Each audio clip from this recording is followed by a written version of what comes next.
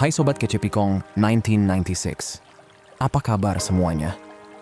Oke, balik lagi di video lainnya guys. Anggap aja gini ya, lagi deket sama seseorang, semuanya kelihatan baik-baik aja. Tapi entah kenapa rasanya ada yang berubah. Nggak ribut, nggak berantem, nggak ada drama gede, tapi vibes-nya beda. Respons jadi lebih singkat, perhatian kayak berkurang, dan kamu cuma bisa mikir, ini sebenarnya kenapa sih? Yang sering kejadian, waktu rasa mulai turun, orang nggak langsung cabut. Nggak langsung bilang, kayaknya kita udahan aja. Biasanya justru kebalikannya. Mereka masih stay, masih komunikasi, tapi sambil ngejalanin tes-tes kecil yang nggak pernah diomongin. Tes yang kelihatannya sepele, tapi sebenarnya lagi ngecek satu hal. Kamu masih aman buat dia atau enggak? Dan lucunya, tes ini sering banget gagal bukan karena kamu jahat atau nggak peduli, tapi karena kamu terlalu reaktif. Kebanyakan mikir, kebanyakan ngejelasin, atau malah jadi defensif. Padahal di momen itu, yang dinilai bukan kata-kata kamu, tapi sikap kamu. Kalau kamu pernah ngerasa pasangan berubah, tapi nggak bisa jelasin apa penyebabnya, video ini bakal relate banget. Di sini kita bakal ngebahas tes halus, yang biasanya muncul pas ketertarikan mulai goyah. Tes yang sering bikin orang tanpa sadar, justru ngedorong pasangannya makin menjauh. Banyak hubungan runtuh bukan karena cinta habis, tapi karena salah respon di momen kecil. Momen yang kelihatannya receh, tapi efeknya panjang. Dan yang penting, ini nggak cuma soal cowok atau cewek. Siapapun bisa melakukan tes ini, dan siapapun juga bisa kejebak di dalamnya. Di akhir video ini, harapannya kamu nggak cuma nebak-nebak perubahan sikap pasangan lagi, tapi mulai paham polanya, tahu kapan harus tenang, dan tahu kapan harus mundur selangkah sebelum semuanya keburu rusak. Nah, kalau kamu lagi ada di posisi ini, stay di sini. Kita bahas pelan-pelan. Oke, let's break it down teman-teman. Nah, tes pertama ini biasanya disebut availability test, atau gampangnya tes ketersediaan. Ini biasanya mulai kejadian pas rasa suka atau ketertarikan udah nggak sekuat dulu. Tandanya tuh halus banget. Balasan chat jadi lebih lama, waktunya katanya makin sempit, ngajak ketemu jawabannya nggak jelas, kayak lihat nanti ya, atau ntar dikabarin. Tapi di saat yang sama, dia masih pengen kamu selalu ada kapanpun dia lagi butuh. Jadi posisinya kamu standby, tapi effort dari dia nggak lagi seimbang. Dan yang perlu dipahami, ini sering banget kejadian tanpa sadar. Bukan berarti dia sengaja mainin kamu. Biasanya karena perasaannya lagi nggak solid, jadi sikapnya ikut berubah pelan-pelan. Nah, disinilah tesnya mulai jalan. Sebenarnya yang lagi dites itu bukan soal kamu sibuk apa enggak, tapi soal standar diri dan harga diri kamu. Kamu bakal tetap ngasih full akses, atau kamu sadar kalau hubungan itu harus dua arah. Banyak orang kejebak di sini. Mereka tetap selalu ada, tetap bales cepet, tetap ngatur jadwal demi ketemu, walaupun kelihatan jelas effort dari seberang udah menurun. Di kepala mereka ada pikiran, ya udah gue konsisten aja, nanti juga dia balik lagi. Padahal yang sering kejadian justru kebalikannya. Konsisten tanpa timbal balik itu bukan bikin ketertarikan naik, tapi malah bikin kamu kelihatan terlalu mudah diakses. Masalahnya gini, ketertarikan itu pelan-pelan hilang kalau seseorang ngerasa, gue ngasih sedikit pun, dia tetap ada. Mau dibales lama, mau dibatalin, mau nggak diprioritaskan, akses ke kamu tetap sama. Di situ nggak ada tensi, nggak ada rasa kehilangan, nggak ada dorongan buat usaha lagi. Nah, lulus dari tes ini bukan berarti kamu harus ngilang, ngambek, atau pura-pura sibuk. Bukan juga soal silent treatment, alias sengaja diem biar orang lain panik. Orang yang dewasa dan tenang nggak main kayak gitu. Dia cuman berhenti berlebihan saat situasinya udah nggak sepadan. Kalau komunikasi melambat, dia nerima itu sebagai realita, bukan malah ngejar-ngejar. Kalau rencana ketemu makin nggak jelas, dia nggak ngerombak hidupnya demi sesuatu yang belum tentu. Kalau effort turun, dia sadar dan otomatis nyesuaiin diri. Nggak pakai pengumuman, nggak pakai ancaman, tapi kerasa. Penyesuaian ini kelihatannya sepele, tapi efeknya gede. Karena di titik ini biasanya mulai muncul polarity, atau dalam bahasa gampangnya, ketegangan sehat antara dua orang. Saat seseorang ngerasa akses ke kamu itu nggak selalu ada, tapi juga nggak ditarik karena emosi, dia mulai mikir, mulai ngerasain bobot dari sikapnya sendiri. Dan di momen itu, ketertarikan punya ruang buat balik. Karena dia ngerasa kamu milih dengan sadar, bukan sekadar muter-muter di sekeliling hidupnya sambil nunggu perhatian. Banyak orang yang gagal di tes ini suka bilang, gue selalu ada buat dia tapi dia tetap menjauh. Ya wajar. Karena terlalu gampang diakses itu ngilangin rasa penasaran. Hasrat butuh kontras. Ketertarikan butuh konsekuensi. Jadi availability test ini bukan soal jadi susah dihubungin atau jual mahal. Tapi soal bisa dihubungin dengan pas. Kamu hadir saat diundang. Kamu terlibat saat effortnya dua arah.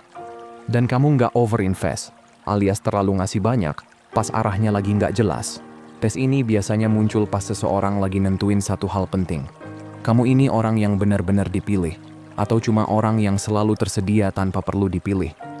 Dan cara kamu ngatur ketersediaan di fase ini bakal nentuin kamu jatuh di peran yang mana. Nah, lanjut ya. Kalau tadi soal availability test alias tes ketersediaan, di mana kamu dicek masih bakal selalu ada atau enggak walaupun effort dari seberang udah turun, biasanya habis itu muncul tes yang levelnya lebih nyentil ke kepala. Bukan soal waktu lagi, tapi soal mental kamu kuat apa enggak. Ini namanya replacement test, atau gampangnya tes pengganti. Ceritanya gini, tiba-tiba aja ada nama orang lain nyempil di obrolan. Disampaikannya santai banget, kayak nggak ada apa-apa. Bisa soal temen kantor, temen lama, mantan yang nggak sengaja ketemu, atau orang random yang bantuin hal kecil. Nggak ada drama, nggak ada kode keras. Justru kelihatannya biasa aja. Dan disitulah jebakannya. Karena ini bukan buat bikin kamu cemburu terang-terangan. Ini bukan tes kecemburuan. Ini tes rasa aman kamu sama diri sendiri. Banyak orang langsung ke-trigger tanpa sadar. Nada suara berubah, mulai nanya yang aneh-aneh, atau sok santai tapi kelihatan kepikiran. Ada juga yang langsung pengen pamer, buktiin diri, nunjukin value. Padahal reaksi sekecil apapun itu udah kebaca. Wah, keusik nih. Begitu sinyal itu muncul, ketertarikan biasanya langsung turun pelan-pelan. Karena percaya diri yang sehat itu bukan soal kamu satu-satunya pilihan. Tapi soal kamu nyaman sama diri kamu sendiri. Dalam bahasa gampangnya, kamu nggak goyah cuma gara-gara ada perbandingan. Orang yang beneran tenang nggak ngerasa perlu bersaing sama bayangan. Nggak interogasi, nggak defensif, nggak nyepelein ceritanya juga. Sikapnya tetap sama, energinya nggak berubah, dan justru itu yang kerasa dewasa. Karena pede itu nggak berisik, nggak perlu diumumin. Kelihatan dari seberapa kalem kamu pas ada hal yang biasanya bikin orang lain kepancing. Tapi ini penting banget. Kalau sebenarnya dia udah setengah jalan keluar secara emosional, replacement test ini bisa berubah jadi replacement behavior. Alias dia beneran mulai nyari pengganti. Tapi kalau dia masih ragu, ini cuma cek ombak. Dia lagi ngelihat, kamu bakal runtuh karena insecure, atau tetap stabil. Masalahnya, di titik ini banyak yang blunder. Begitu kamu mulai pengen buktiin diri, posisinya langsung geser. Dari yang tadinya kamu milih, kamu jadi kayak lagi audisi. Dan begitu kamu masuk mode audisi, daya tarik biasanya udah susah balik. Makanya ada orang yang bilang, nggak tahu kenapa, tapi rasa itu hilang aja. Padahal yang hilang itu bukan karena kamu kurang, tapi karena momen pede kamu retak dikit. Lulus dari tes ini tuh kelihatannya bahkan boring. Kamu dengar ceritanya, kamu respon normal, nggak lebay, nggak tegang. Tapi justru respon santai itu ngirim pesan kuat. Gue aman sama diri gue, mau ada perbandingan juga santai. Aneh tapi nyata, justru di situ ketertarikan sering nemu jalannya lagi. Jadi, replacement test ini bukan soal cemburu. Ini soal percaya sama diri sendiri. Orang bakal betah sama pasangan yang nggak butuh jadi satu-satunya opsi buat ngerasa aman. Karena dia kerasa dipilih, bukan karena takut kehilangan posisi. Dan habis ini, tes berikutnya malah lebih halus lagi. Banyak orang kejebak tanpa sadar, tapi dampaknya bisa panjang. Nah, lanjut ya. Setelah availability test dan replacement test, biasanya masuk ke fase yang lebih halus tapi efeknya dalam banget. Sekarang kita masuk ke tes ketiga, dan ini jujur salah satu yang paling sering bikin orang overthinking. Namanya pullback test, atau bahasa santainya tes tarik ulur atau tes narik diri. Biasanya fase ini kerasa duluan sebelum bisa dijelasin. Kamu bangun pagi, ngecek chat, kok balasannya beda. Bukan ngilang, tapi nggak sehangat biasanya. Respon ada, tapi datar. Dia masih di situ, tapi kayak setengah hadir. Nggak ada kejadian besar, nggak ada ribut, nggak ada salah siapa-siapa. Tapi vibes-nya berubah. Dan perubahan kecil kayak gini tuh cukup banget buat bikin kepala muter. Wajar. Siapapun bakal ngerasa nggak tenang. Nah, di titik inilah pullback test mulai jalan. Sebenarnya tes ini bukan soal chat atau intensitas ngobrol. Ini soal kestabilan emosi. Di level bawah sadar, dia lagi ngetes satu pertanyaan simple tapi krusial. Kalau gue mundur dikit, dia tetap jadi diri dia sendiri nggak? Atau langsung kehilangan pegangan? Dan sayangnya, banyak orang langsung kepleset di sini. Begitu ngerasa ditarik menjauh, refleksnya langsung ngejar. Mulai nyari reassurance, alias penguatan perasaan. Nanya ini itu. Minta kejelasan. Pengen diyakinin sekarang juga. Padahal tanpa sadar, sikap itu ngirim pesan. Ketenangan kamu bergantung sama perhatian dia. Dan di momen itu, daya tarik mulai bocor pelan-pelan. Ini bukan berarti kamu nggak boleh peduli. Peduli itu normal. Yang jadi masalah itu, ketika rasa aman, kamu kelihatan bergantung. Ketertarikan nggak hilang karena kamu pengen dekat. Ketertarikan hilang ketika kedekatan berubah jadi tekanan emosional. Banyak orang mikir, gua harus usaha lebih dong. Padahal seringkali, usaha di waktu yang salah malah kerasa kayak beban. Lulus dari tes ini tuh sebenarnya nggak ribet. Kamu nggak perlu ngilang, nggak perlu sok dingin, nggak perlu main tarik ulur murahan. Ini bukan soal strategi, tapi soal cara kamu merespon ketidakpastian. Kamu sadar ada perubahan, tapi kamu nggak panik. Hidup kamu tetap jalan, rutinitas tetap ada. Kamu tetap jadi diri kamu. Saat dia ngehubungin, kamu respon wajar. Nggak jutek, nggak lebay. Tapi kamu juga nggak ngejar keheningan. Nggak maksa penjelasan sebelum dia siap. Dan sikap kalem ini efeknya gede banget. Karena orang itu super sensitif sama tekanan emosional, bahkan yang halus. Begitu seseorang ngerasa, kok gue kayak harus nenangin dia ya? Ketertarikan mulai terkuras. Dia mungkin nggak sadar kenapa, tapi rasanya jadi berat. Makanya banyak yang bilang, semakin gue usaha, kok makin menjauh. Ya karena effort yang salah timing kerasa kayak tekanan, bukan perhatian. Pullback test ini ada di area abu-abu. Dia belum pergi, tapi juga belum yakin. Dan respon kamu di fase ini jadi penentu besar. Kalau kamu ngejar, kebanyakan klarifikasi, atau butuh diyakinin terus, jaraknya makin jauh. Tapi kalau kamu tetap grounded, alias tenang, stabil, dan gak nyimpen dendam, seringkali dia justru ngerasa aman buat balik mendekat. Ironisnya, di fase ini, ngelakuin lebih sedikit secara emosional malah sering jadi kunci buat ngebalikin ketertarikan. Jadi jangan takut sama jarak sesaat. Kadang yang diuji bukan seberapa besar usaha kamu, tapi seberapa kuat kamu berdiri waktu semuanya lagi nggak jelas. Nah, lanjut ya. Setelah pullback test, biasanya muncul tes yang kelihatannya kayak hal baik, tapi kalau nggak peka malah bisa jadi bumerang. Oke, sekarang kita masuk ke tes keempat. Dan ini tes yang sering banget disalahartiin sebagai tanda kedekatan. Namanya emotional labor test, atau kalau dibikin simple, tes beban emosi. Di fase ini, biasanya ada perubahan pelan-pelan. Dia makin sering curhat, cerita soal stres, kerjaan, keluarga, hidup yang lagi ribet, unloading terus. Dan kelihatannya kayak wajar, bahkan positif. Kayak, wah, berarti gue dipercaya nih. Tapi perhatiin baik-baik ya. Seringkali dia nggak minta solusi, nggak minta dinasehatin, bahkan nggak minta apa-apa selain didengerin. Yang sebenarnya lagi dia cek itu satu hal. Sejauh mana kamu mau nanggung emosi dia tanpa batas. Nah, di sini banyak orang langsung kejebak. Karena mikirnya gini. Kalau gue selalu ada, selalu dengerin, berarti gue pasangan yang baik. Akhirnya kamu jadi tempat buang semua beban. Dengerin lebih lama, nyerap lebih banyak, ikut pusing, ikut capek, bahkan ngerasa punya tanggung jawab buat benerin mood dia. Awalnya kerasa deket, kerasa intim, kayak ada koneksi emosional yang dalam banget. Tapi pelan-pelan, posisinya mulai geser. Dari pasangan, kamu berubah jadi kayak tempat penampungan emosi. Dan di situ masalahnya mulai muncul. Karena saat satu orang kebanyakan nanggung emotional labor, kerjaan emosional, ketertarikan biasanya mulai turun. Bukan karena kamu kurang peduli, tapi karena bebannya jadi nggak seimbang. Banyak yang gagal di tes ini, karena nyangka hadir itu artinya ngorbanin diri sepenuhnya. Padahal beda. Presence itu hadir, bukan tenggelam. Hadir bukan berarti kamu harus nyerap semua emosi orang lain, sampai kamu sendiri goyah. Orang yang beneran stabil itu bisa dengerin tanpa ikut hanyut. Bisa empati tanpa ngerasa harus nyelamatin. Bisa kalem tanpa mikir, ini tanggung jawab gue buat benerin semuanya. Dan justru sikap ini yang bikin orang ngerasa aman.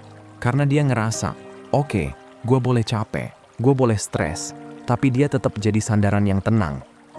Bukan sandaran yang ikut roboh. Begitu seseorang ngerasa emosinya mulai bikin kamu nggak stabil, rasa hormat pelan-pelan turun. Kadang tanpa dia sadar. Tiba-tiba aja rasanya beda. Lebih berat, lebih males, lebih jauh. Makanya ada yang bingung. Kok makin gua ada, makin nggak diinginkan. Padahal masalahnya bukan di ketersediaan, tapi di kebanyakan ambil peran. Kamu jadi terlalu ngurus, terlalu nyerap, terlalu berat di satu sisi. Lulus dari tes ini bukan berarti kamu jadi cuek atau dingin. Tapi kamu paham kapan cukup dengerin dan kapan nggak perlu ngambil semuanya. Kadang cukup bilang, gue dengerin, tanpa harus nyelesain, tanpa harus benerin, tanpa harus ikut tenggelam. Dan ironisnya, respon kayak gini justru sering lebih menarik. Karena kamu tetap tenang, tetap utuh, dan ngasih ruang buat orang lain ngatur emosinya sendiri. Tes ini biasanya muncul pas seseorang lagi nimbang. Kamu ini partner yang stabil buat tumbuh bareng, atau cuma tempat numpang curhat yang lama-lama ditinggalin. Dan cara kamu ngadepinnya bakal nentuin satu hal penting. Dia makin condong ke kamu, atau pelan-pelan merasa kamu bukan tempat bertumbuh yang seimbang. Oke, terakhir dan gak kalah penting. Sekarang kita masuk ke tes kelima, dan ini jujur salah satu yang paling sering diremehin. Namanya disrespect probe, atau bahasa santainya tes rasa dihargai. Di tahap ini, sikap nggak hormat itu jarang banget muncul dalam bentuk yang kasar atau terang-terangan. Nggak ada bentakan, nggak ada marah-marah. Justru munculnya di momen-momen kecil yang gampang banget di-skip. Kayak kamu lagi ngomong, terus dipotong. Janjian dibatalin mepet tanpa mikirin kamu. Atau bercandaan yang sebenarnya nyenggol kamu, tapi dibungkus ketawa, terus dia lihat reaksi kamu. Dan karena satu-satu kelihatannya sepele, banyak orang mikir, nggak usah dibawa serius. Padahal justru disitulah tesnya jalan. Karena disrespect probe ini bukan soal kejadiannya, tapi soal kamu sadar atau enggak, dan kamu bereaksi gimana. Banyak orang gagal di tes ini dengan dua cara yang kelihatannya beda, tapi efeknya sama. Ada yang ketawain aja biar suasana aman. Ada juga yang malah ngejelasin panjang lebar kenapa itu bikin nggak nyaman. Dan dua-duanya ngirim pesan yang sama. Gue rela ngurangin harga diri gue demi nggak ada gesekan. Padahal yang sering nggak disadari, ketertarikan itu nggak mati karena konflik kecil. Ketertarikan mati pas seseorang ngerasa, dia nggak bakal berdiri buat dirinya sendiri. Dan penting banget buat dibedain ya, ngebela diri itu nggak harus marah, nggak perlu ceramah, nggak perlu nada tinggi, nggak perlu drama. Yang dibutuhin cuma sadar, lalu ngasih koreksi yang tenang dan jelas. Orang yang stabil nggak ngediemin sikap nggak sopan, tapi juga nggak meledak. Dia nanggepin ringan, santai, tapi tegas. Dan justru respon kayak gitu nunjukin kekuatan tanpa perlu buktiin apa-apa. Masalahnya, kalau hal-hal kecil kayak gini dibiarin terus, pelan-pelan ada pergeseran. Mungkin dia nggak mikir, gue jadi kurang respect. Tapi bad feelingnya muncul. Dan begitu rasa hormat turun, biasanya ketertarikan ikut ke bawah turun juga. Makanya banyak orang yang bingung, kok rasanya berubah ya, padahal nggak ada kejadian apa-apa. Ya karena bukan satu kejadian besar, tapi banyak momen kecil yang nggak pernah diberesin. Disrespect probe ini sebenarnya tes seberapa kamu menghargai diri sendiri. Kalau kamu peka dan berani respon dengan tenang, biasanya perilaku itu berhenti. Tapi kalau kamu cuekin, seringkali malah naik level. Lulus dari tes ini bukan berarti kamu sensitif atau gampang baper. Tapi kamu tahu kapan harus pasang batas, tanpa ribut, tanpa emosi. Dan sekarang kita tarik garis besarnya. Ketertarikan itu jarang banget hilang mendadak. Biasanya menghilangnya pelan-pelan. Dan semua tes yang kita bahas dari awal itu adalah cara seseorang, sadar atau enggak, nentuin satu hal. Gue masih mau invest perasaan di sini, atau gue mulai mundur pelan-pelan. Oke guys, segitu aja dulu buat hari ini. Sehat selalu ya, semoga harinya menyenangkan. Dan seperti biasa nih teman-teman sekalian, hargai diri kamu di atas perasaan kamu. Abaikan apa yang kamu rasain, dan ingat apa yang kamu layak dapetin. Kalau mau hubunganmu jauh lebih baik dan sehat, hargai dan perlakukan dengan baik diri sendiri dulu. Makasih udah nonton ya, dan sampai jumpa di video berikutnya teman-teman.